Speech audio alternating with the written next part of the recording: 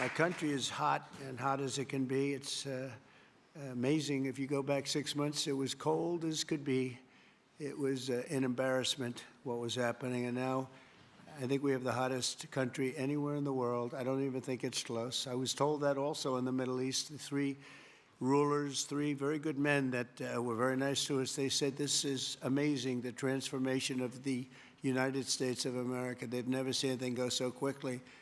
And it's literally over a period of 4 or 5 months, but really since November 5th. And I think we have the hottest country in the world right now. So we're doing well, and we'll keep it going. And we're going to have a lot of fun. We're going to make a lot of people happy, a lot of people well. That's why we're here. And I want to thank you all for being with us in the great White House. There's nothing like it. There's nothing like it. Every time I walk in, I say, man, this place is something special. You never get used to it. It really is. As we mark a historic milestone in our mission to make America healthy again. You know, we started Make America Great Again, Bobby. I'm not sure you can get away with that without having to make a major payment because, you know, this was... I copyright MAHA. He goes to MAHA. But no, MAHA's become hot.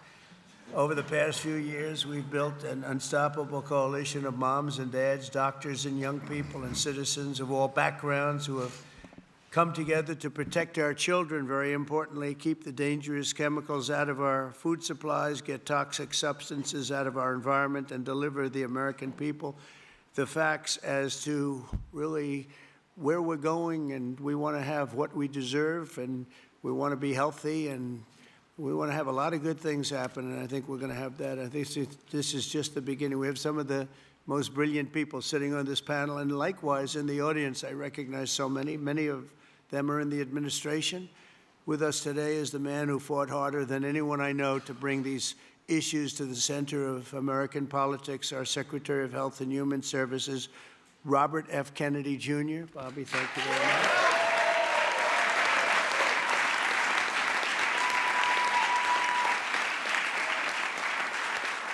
And we're also joined by Secretaries Brooke Rollins, Scott Turner, Linda McMahon, Doug Collins, Doug Burgum, Lori Chavez DeRemer. You're doing a very good job, Lori. You know, considering she's a Democrat, you know. The unions say she's really good. I did it. You know, I took a lot of heat for doing it, and then they were all saying what a great job we did. Now everybody's happy with you. Great job. Thank you very much. As well as EPA Administrator Lee Zeldin, Budget Director Russ Vaught, SBA Administrator Kelly Loeffler. Kelly's been amazing. She runs small business, which is actually the biggest business there is, right? She had no idea how big. She's doing great. FDA Commissioner Dr. Marty McCary. Thank you, Marty. NIH Director Dr. Jay Bhattacharya. Thank you very much, Jay. Thank you. And let's see, who do we have here? CMS Administrator Dr. Mehmet Oz, a tremendous guy, actually. Thank you very much, Mehmet. A friend of mine, a really great senator, Roger Marshall. Roger, thank you. Governors Mike Braun, Jim Pilon, Patrick Morrissey, Representatives Vern Buchanan, former Speaker of the House, Newt Gingrich. Newt, a very quiet man. Very silent man. Nice to see you, Newt. 4 months ago, I created the Presidential Commission to Make America Healthy Again, and today the commission officially delivers its first report on childhood health. Here are just some of the alarming findings, and they really are alarming. It's unbelievable, terrible. More than 40% of American children now have at least one chronic health condition. Since the 1970s, rates of childhood cancer have soared in many cases by nearly 50%, 50%. Well, in the 1960s, less than 5% of the children were obese. Now over 20% are obese. A few decades ago, 1 in 1, think of this one. This is, to me, the one that gets me every time, and it seems to be getting worse. Just a few decades ago, 1 in 10,000 children had autism. Today, it's 1 in 31. Last time I heard the number is 1 in 34, right? Now it's 1 in 31. There's something wrong, and we will not stop until we defeat the chronic disease epidemic in America. We're going to get it done. For the first time ever, this report examines some of the root causes that many believe are making our children sicker and our population sicker, I guess. It just doesn't stop with the children. It's our population also, such as the ultra-processed foods, over-medicalization and over-prescription and widespread exposure to potentially toxic chemicals. Unlike other administrations, we will not be silenced or intimidated by the corporate lobbyists or special interests. And I want this group to do what they have to do. We have to spell it out. In some cases, it won't be nice or it won't be pretty, but we have to do it. When you hear 10,000, it was 1 in 10,000, and now it's 1 in 31 for autism, I think that's just a terrible thing. It has to be something on the outside, it has to be artificially induced, has to be. And will not allow our public health system to be captured by the very industries it's supposed to oversee. So we're demanding the answers. The public is demanding the answers, and that's why we're here. Already we're phasing out 8 of the most common artificial food dyes.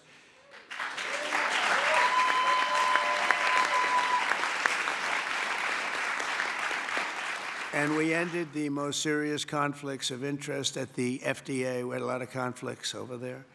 Earlier this week, we approved a SNAP waiver request from Nebraska so they can stop taxpayer dollars from being used to make our children obese. I understand requests from 3 more states will be approved shortly, and more are expected to come in the following weeks. Over the next 80 days, the Commission will build on its work in this report to develop a roadmap to bold and transformative public health reforms for our consideration. It's a consideration, and we'll lay out the facts. Let me say congratulations to the entire MAHA movement. This movement has become very hot. People are really, I tell you, they're going crazy over MAHA. They're going crazy, right?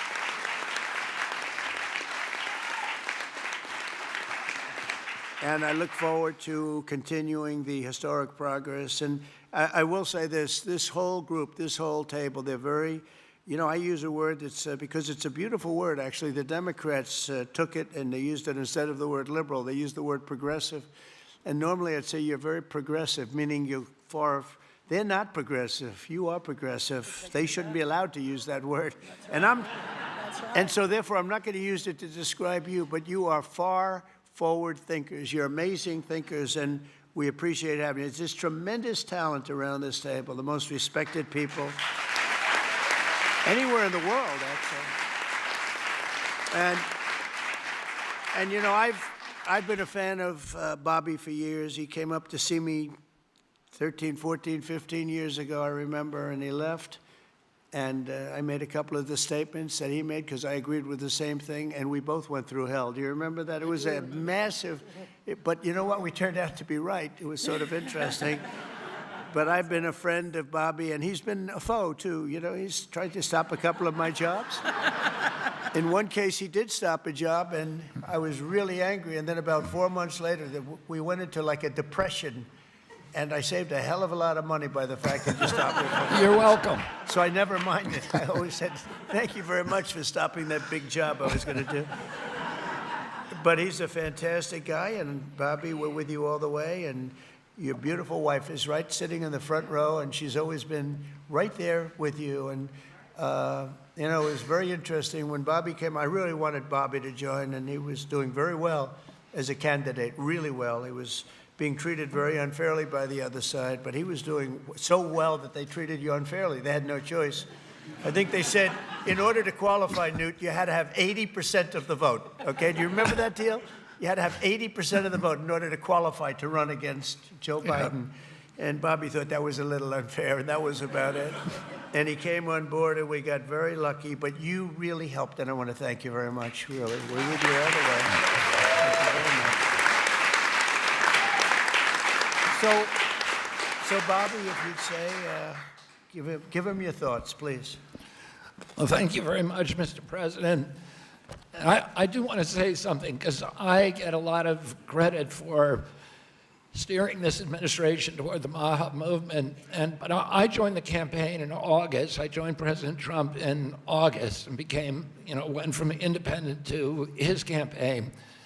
But it was in June that he made a speech specifically on this issue. It was a MAHA speech before MAHA existed.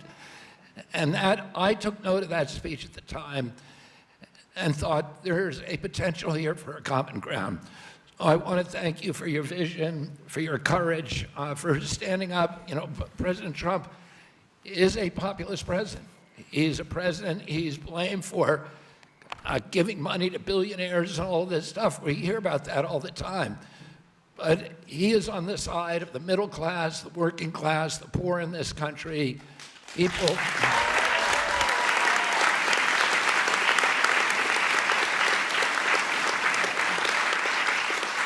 And I've been following, I've met every president since my uncle was president, and I've never seen a president, Democrat or Republican, that is willing to stand up to industry when it's the right thing to do, and they're willing to talk about really difficult issues and to hold his stand on those issues. I've never seen anything like it, and I'm very, very grateful to you. I've sat with industry again and again in a room with him and heard him say, we can't do that. We're going to do something different, deliver news that they didn't want to hear. So I'm grateful to this. This is a milestone. There's never in American history has the federal government taken a position on public health like this. And because of President Trump's leadership, it's not just one cabinet secretary, it's the entire government that is behind this report. And I can say again, I talked a little bit about when I met Rachel Carson as a boy. My uncle tried to do this, but he was killed and it never got done. And ever since then, we've been waiting for a president who would stand up and speak on behalf of the health of the American people and say, there is no difference between good economic policy, good environmental policy, and good public health policy, and good industrial policy. We can have all of them, but we need a united cabinet, and we need to go forward as a single people. I want to thank you for that, President Trump. Thank you very much. Thank you.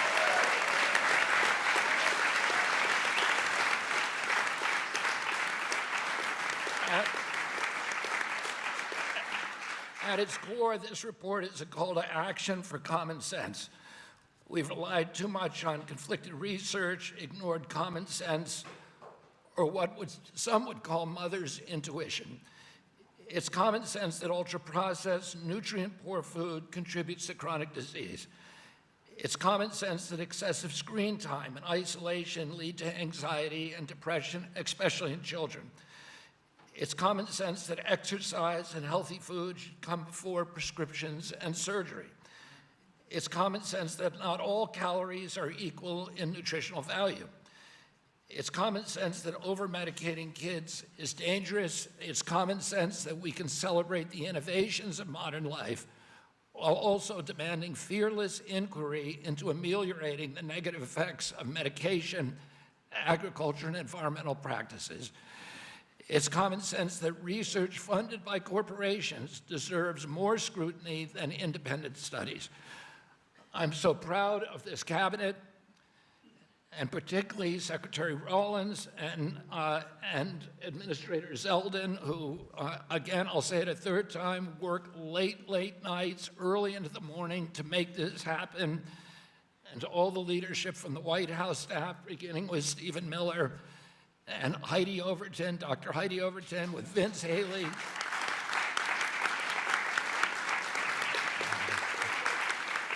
Their leadership and their steady hand in getting us to the goal line we could not have done it without them. They helped us grapple with weighty issues and committed this administration to solving large, complex challenges like children's health.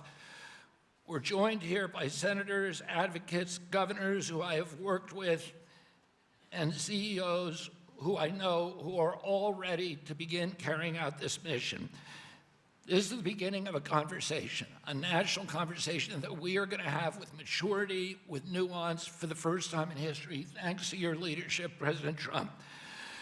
There is a reason that the MAHA moms sided with you, President Trump. It's because this administration has the bravery to tell the truth and solve problems through innovation and not nanny-state regulation. President Trump, I'm honored to present you the MAHA report and work with this incredible cabinet that you have brought together to make our children healthy again.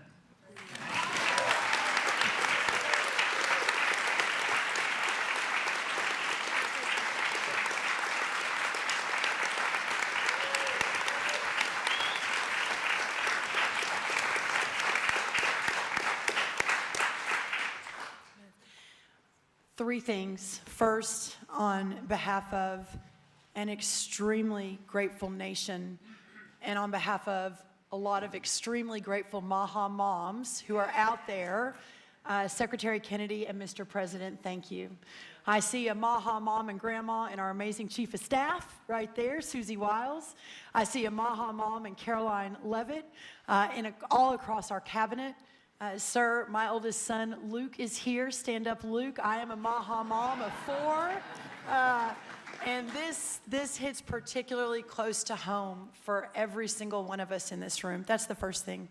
The second thing is that you mentioned, sir, in your remarks that we are on track to sign multiples of SNAP waivers to get junk food and sugary drinks out of our food stamp system. And I am so proud.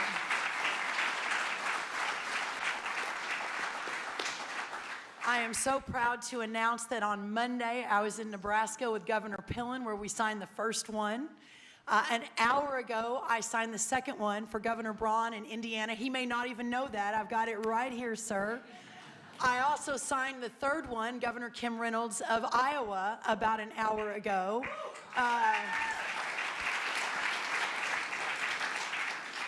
With a half a dozen more coming down the line. And sir, that has never happened before. Under Republican or Democrat administrations, we have never made that happen before. So I am so proud and so grateful for your leadership. We have Governor Morrissey here, who was the first one to apply from West Virginia. Oh, Governor Morrissey.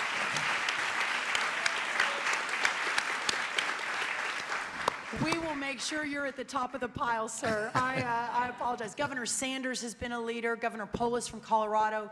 It has been remarkable how these governors have stood up. That's the second thing. The third and final thing, sir, is we all know that at the center of making America healthy again is making American agriculture great again. Without American agriculture at the center of this discussion, we have the most robust, the safest, the best agriculture system in the world. And in partnership with the amazing Secretary Kennedy and all of these incredible patriots sitting around this table, under the leadership of the extraordinary President Donald J. Trump, we will make America healthy again. And what an honor it is to be a part of that. Well, thank you, sir.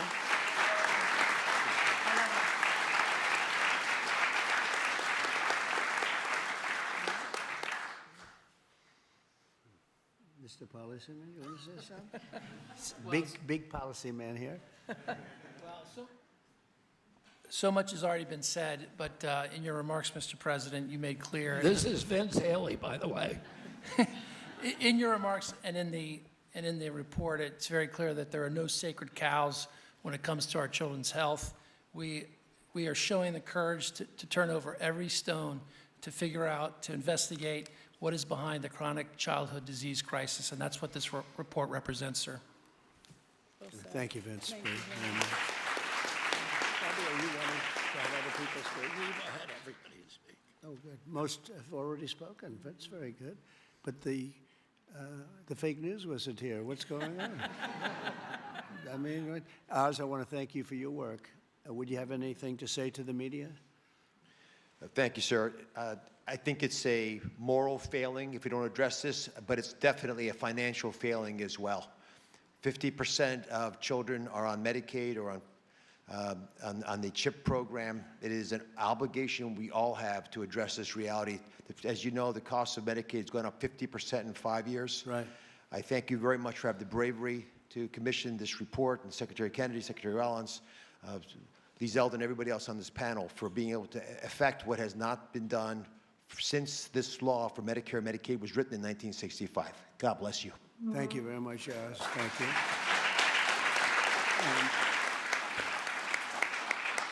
A man who's just so highly respected, Dr. Marty McCary. Would you say a couple of words, please? Thank you, Mr. President. The United States is the best in the world when it comes to proton beam therapy, CAR T, sophisticated operations. But when it comes to the health of the population, it's been a 50-year failure. And we have got to change course, and it's not until you have had the courage to let us take on these giant issues, as Vince Haley said, without any sacred cows, that we've been able to change. And I think this will transform our healthcare system from a reactionary system where doctors are playing whack-a-mole to a proactive system. So thank you, Mr. President. Thank you very much. Thank you, man.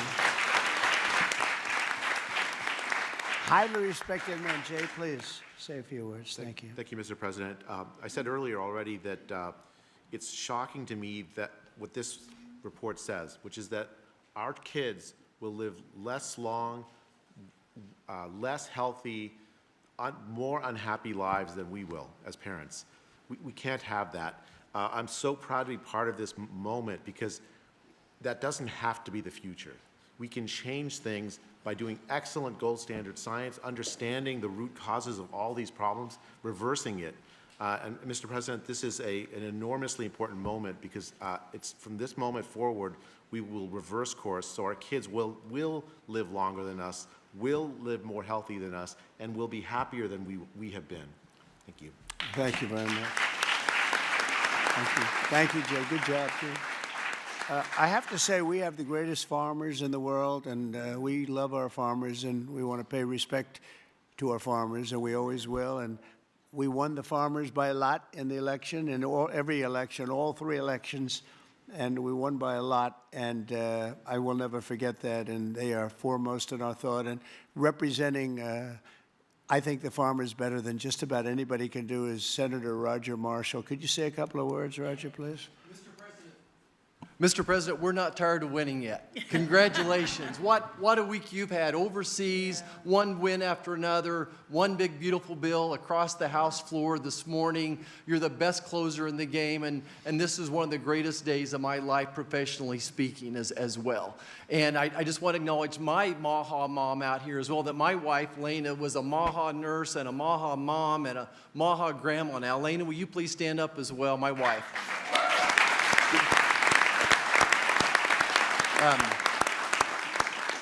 Mr. President, as you know, I spent 25 years delivering babies most every day. We saw a huge epidemic of diabetes, of pregnancy, and this has exploded in so many different directions now. We have an epidemic in mental health in our youth, obesity rates 20, 30%, 20% of our children on a prescription drug, 60, 70% of adults on a prescription drug. We can do better than this.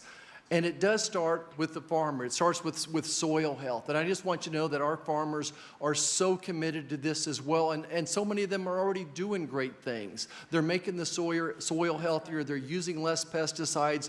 They're doing all the right things. It's going to take a little bit more effort and time to get everybody with those practices. But the American farmer and rancher were the original environmentalists, the original conservationists, and they'll be right here working beside us, and we appreciate your support of them as well. Thank you, Roger. Great. Thank you.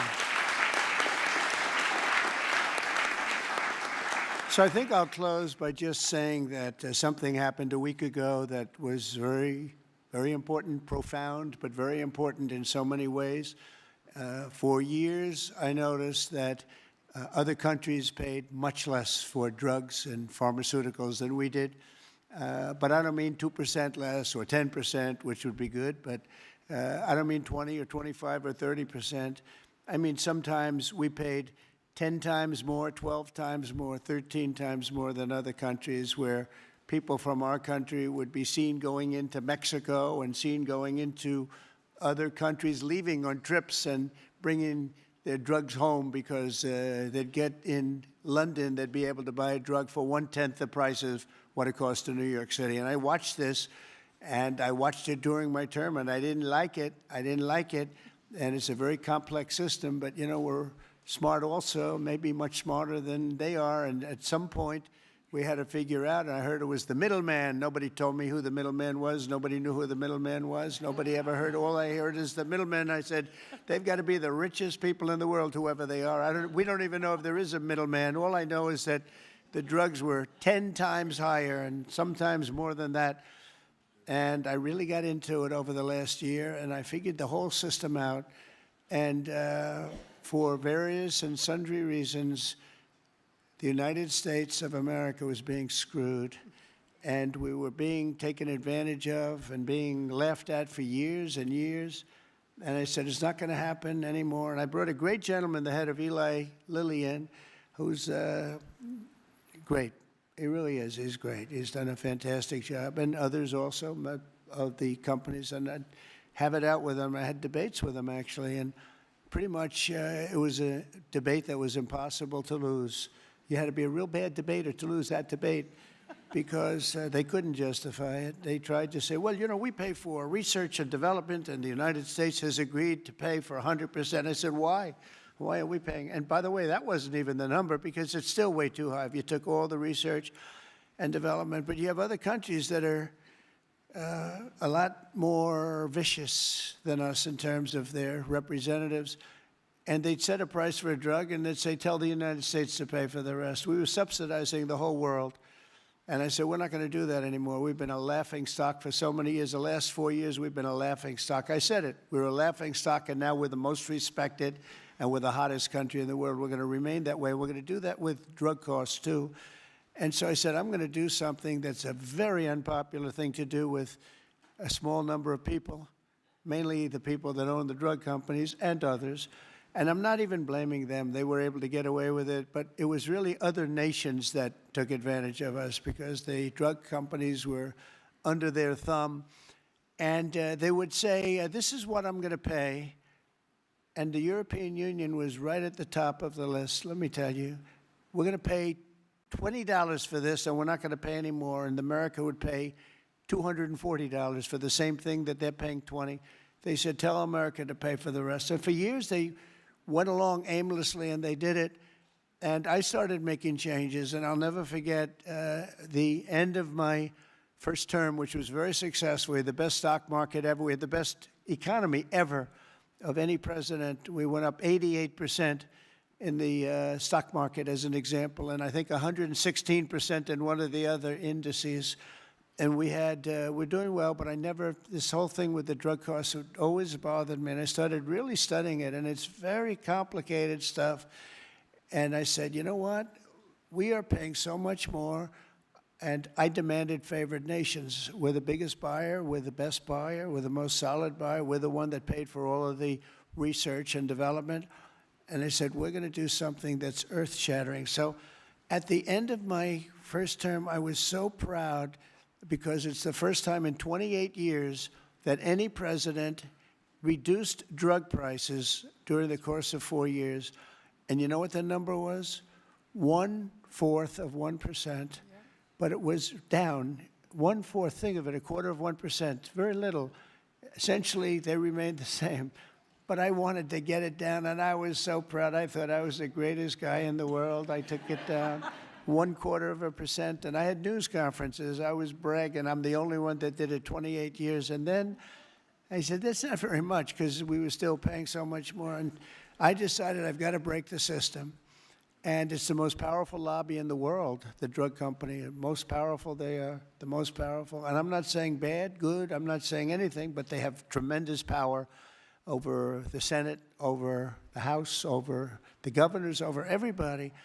And they spend more money, billions and billions of dollars. And I said, I don't care. I have to do what's right. And I declared a favored nations, most favored nations, where the United States from now on is going to pay the exact same price as the lowest price anywhere in the world. In other words, if you take... Right? In other words, if you take the country that's paying, and let's say in a certain part of, there may be some country out there that pays a little bit less for very good reasons because of the fact a thing called poverty or whatever. But we take the lowest countries, say European Union countries as a whole, that would be fine. Or take individual countries within the European Union, or take various countries that nobody's even heard about. We pay the lowest. And what that's going to mean, and I'd like to put somebody to police it because it should start immediately. It shouldn't start in 2 years, 3 years, 5 years. They'll say, yes, it kicks in. They always say kicks in, Marty. It kicks in, sir, in 4 years, you know, and then 4 years they get it changed.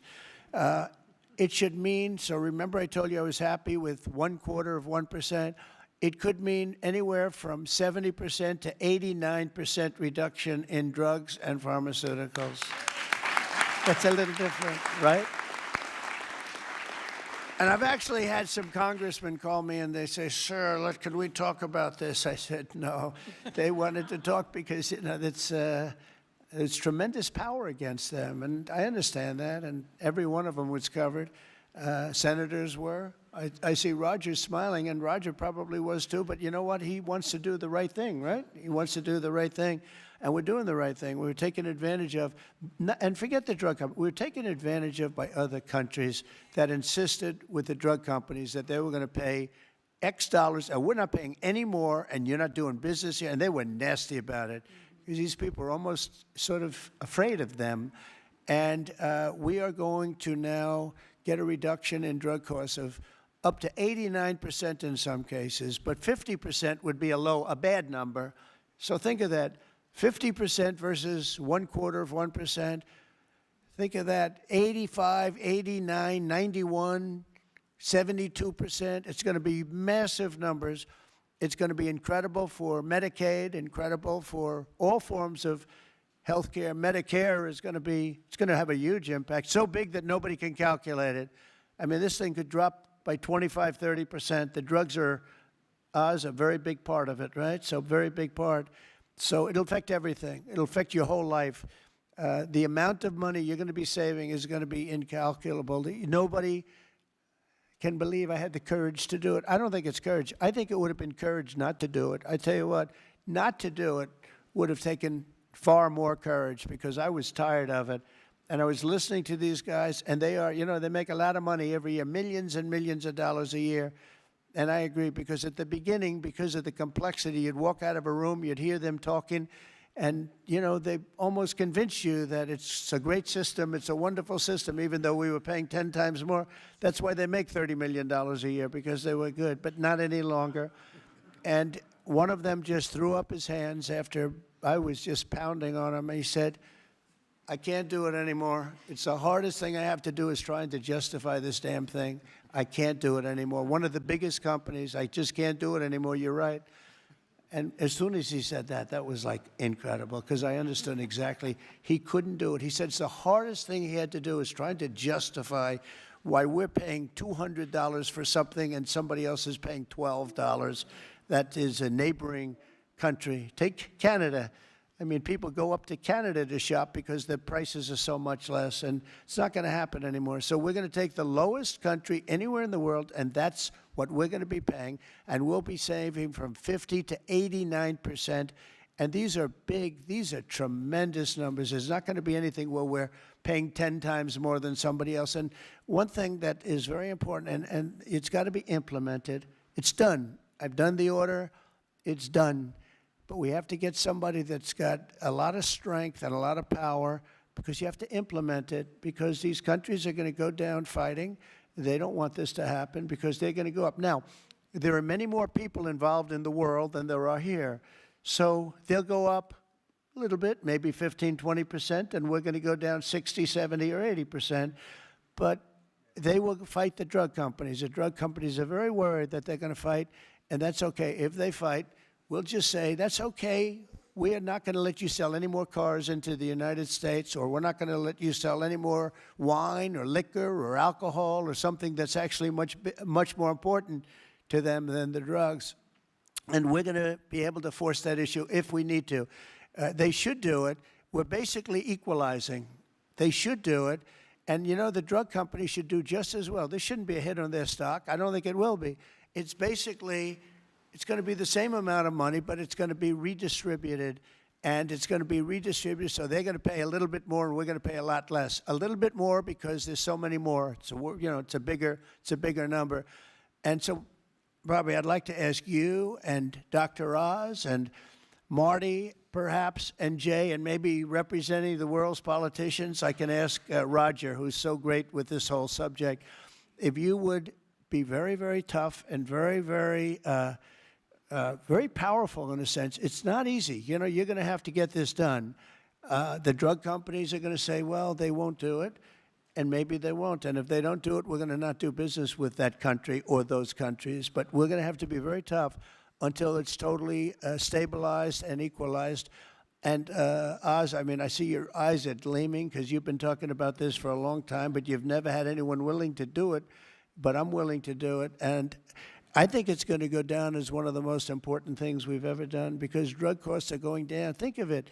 Then every year for 21 years, the costs have gone up.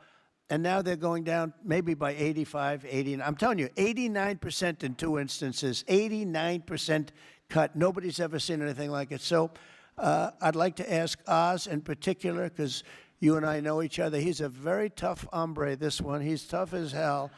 And so if you can lead the group, and it's not going to be easy. You're going to have to get in and you're going to have to fight. If you do it, you can have, within a period of weeks, you can have drug costs that drop like a rock, okay? So you, as a group, I have great confidence, and if you don't do it, I am firing every single one of you. Good luck, guys. All right? Can you handle it? The companies are all coming in, and we've heard some very interesting. The companies are all coming in. We've had some very promising interactions. So, okay, good. I give you a little time to be a tough hombre. You'll do a great job. I have no doubt about it. Thank you very much. Any help, I will be there to help you, okay? But you mentioned something that has not been discussed in the past. People have talked about drug prices in a silo and in isolation. But when you start going to the countries where they give discounts to because they're getting beaten up there and you support these companies, they see a huge upside potential, and even greater than the numbers you mentioned. Right. They should be able to charge more than what they would historically have been tolerant of if they have the support of the U.S. government and you. And Secretary Kennedy is aware of all these discussions. Well, they were artificially low and artificially high. We were artificially high. They were artificially low. We're not going to let that. And I think you're going to be able to handle it pretty easily. But speed is very important because we can do this immediately. This doesn't take 2 years, 3 years. It doesn't take a month. So do the best you can. Thank you very much.